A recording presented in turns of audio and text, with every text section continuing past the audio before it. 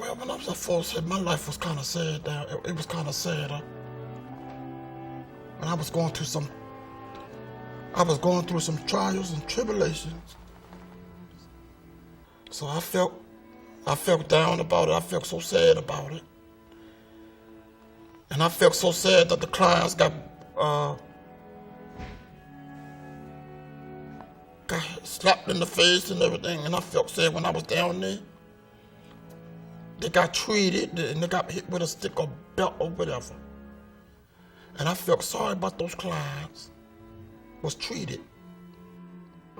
I don't know how the decision was made, but Janice was placed at Forest Haven. And we'd go and see her on the weekends and stuff like that. But I remember one day, she was on the first floor and her room was right around the corner. So we heard her scream. So my father and I went into the room and an attendant was standing over her. What he had done is he had knocked her front teeth out and he was putting cigarettes on her as we were entering the room. Well, we stomped him. My father and I stomped him.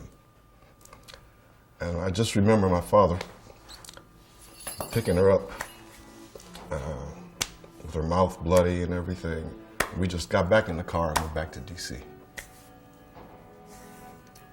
And that was my earliest recollection of Forest Haven. And it really scarred my parents in terms of institutionalization for my sister.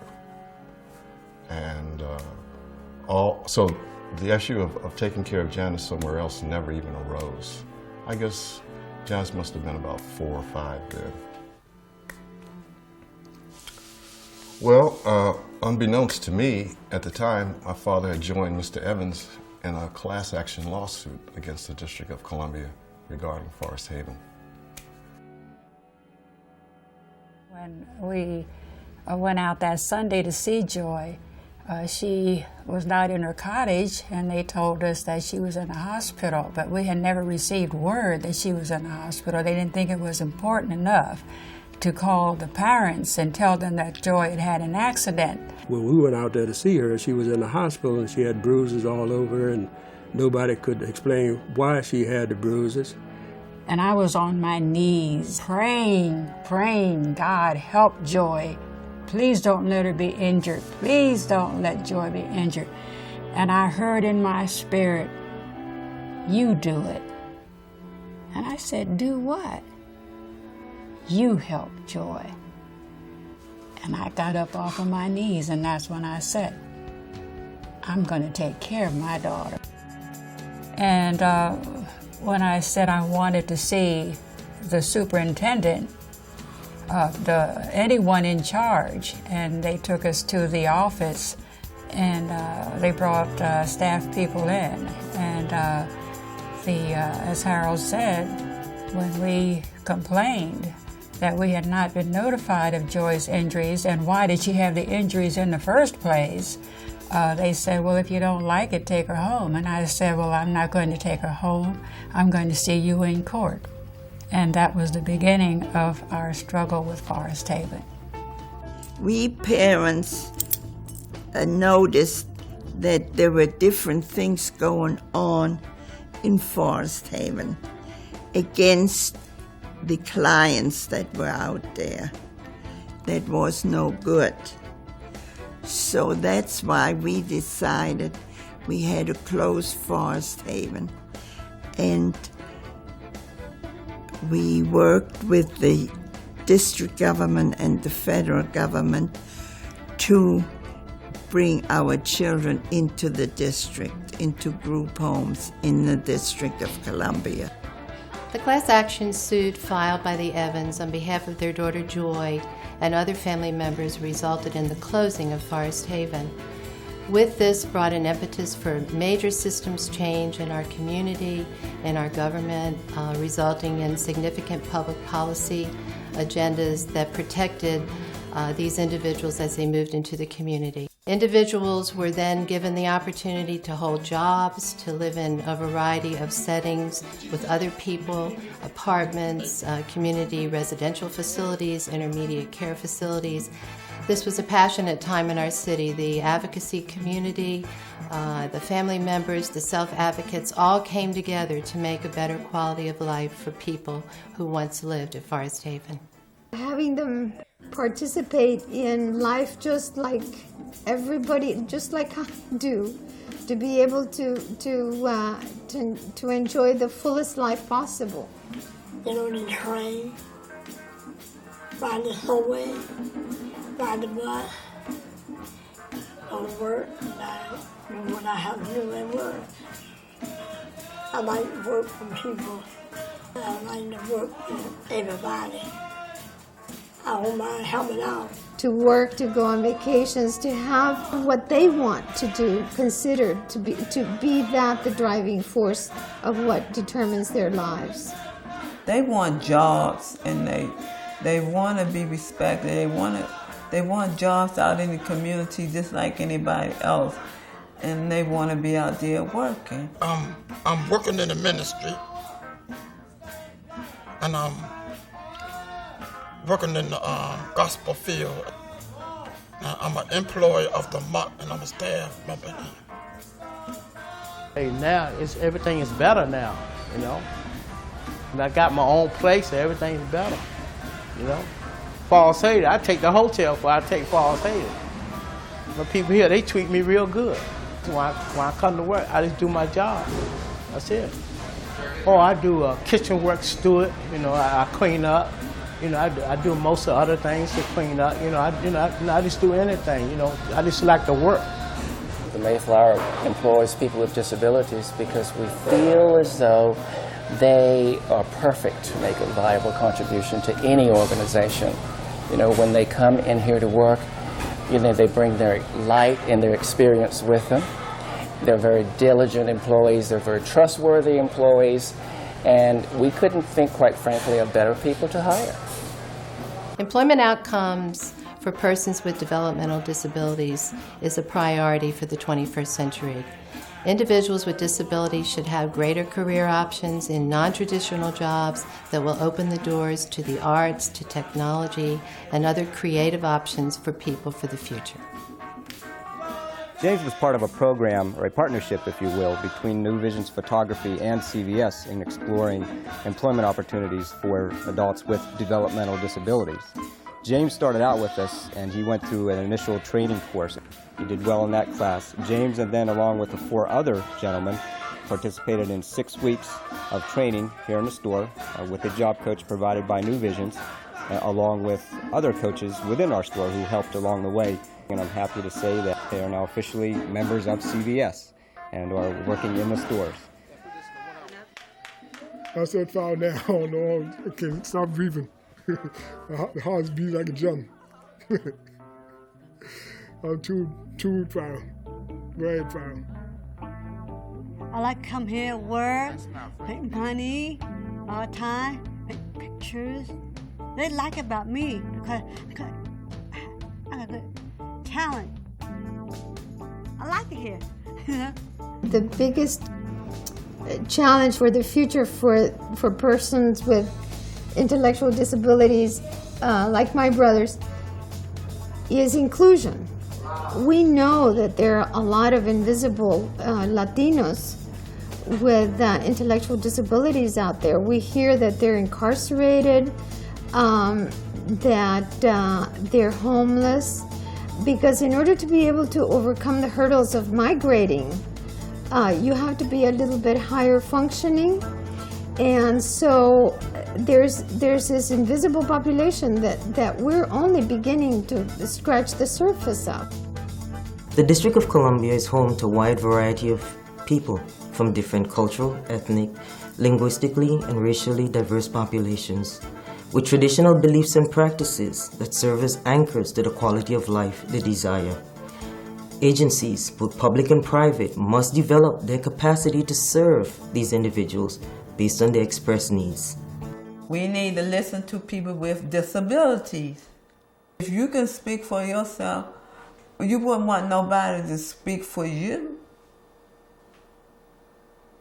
right? If I had joy now, I think I would be a little further along.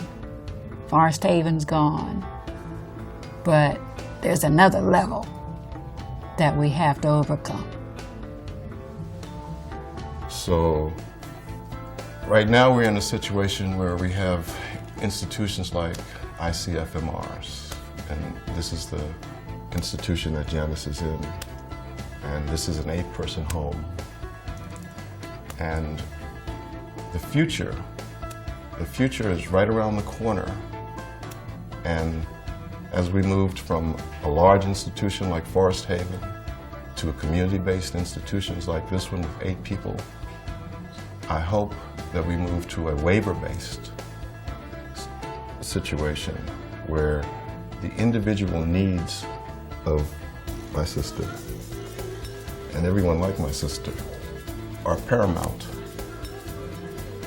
And the way they're taken care of is specifically tailored to what they need, and that would give them the best quality of life. All right, Janice, that was nice. I wasn't sure what would happen with Judy, and when she came out from Forest Haven, she was in a group home, but now she lives in an apartment. I went down to visit her several times there. It's a very nice place. I'm just grateful that she is doing as well as she is. We need a system of community supports that respects and acknowledges each person's right to direct and control their own life, and believes that with assistance, each person can make their own choices about key life issues, such as where to live, where to work, what to do with your free time, who to spend time with, all the things that we all care about most.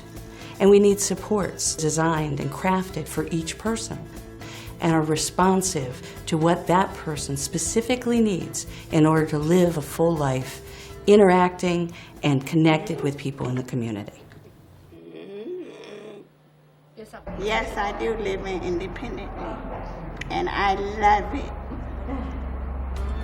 Home on Your Own was started for people with disabilities to show people that we can own homes, we can be in the community, so like everyone else. Because like years ago, people didn't even think that people with disabilities should be outside of institutions.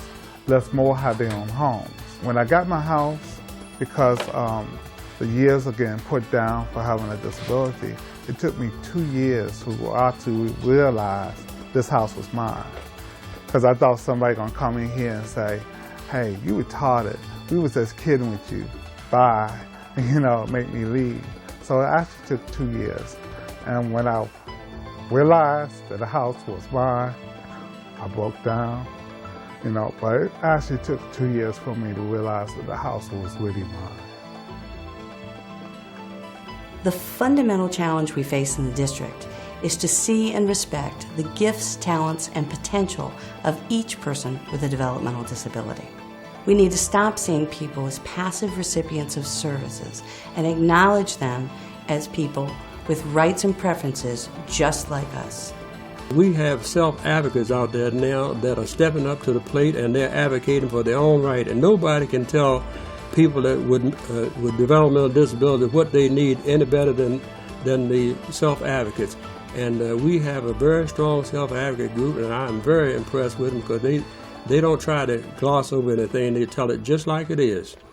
I am here on behalf of the district residents with developmental disabilities, many who could not be here today.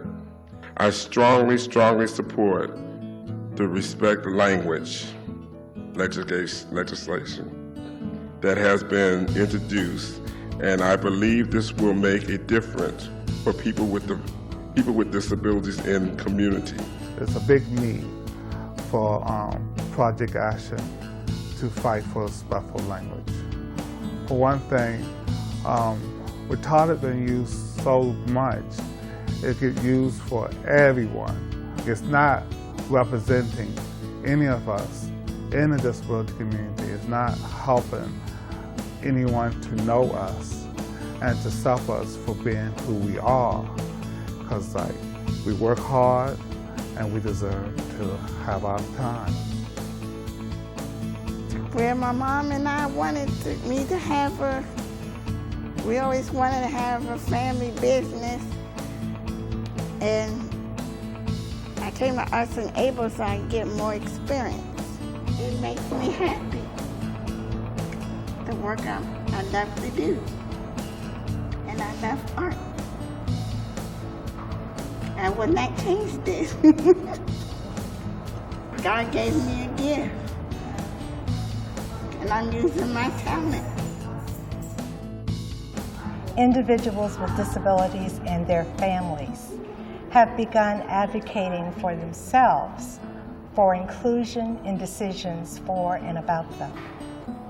A commitment by the community at large to the principles of respect, independence, and dignity establishes us all as stakeholders in building futures and creating opportunities. I hope to see a day where our disability is not that noticed anymore because people accept us. We're not just put in one group and the spotlight is on us over here. No, we with everybody. We're not separate with everybody. So that's what I hope to see.